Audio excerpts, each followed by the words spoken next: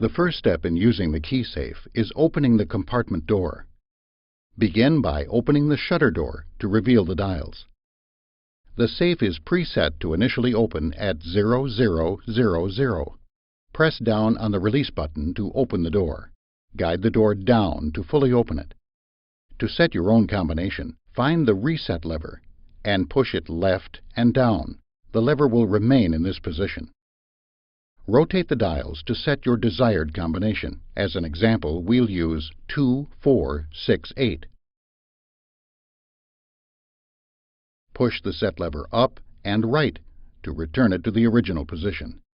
Close the key safe compartment door and scramble the combination dials to lock the door. Don't forget to store your new combination at masterlockvault.com. Masterlock. Tough under fire.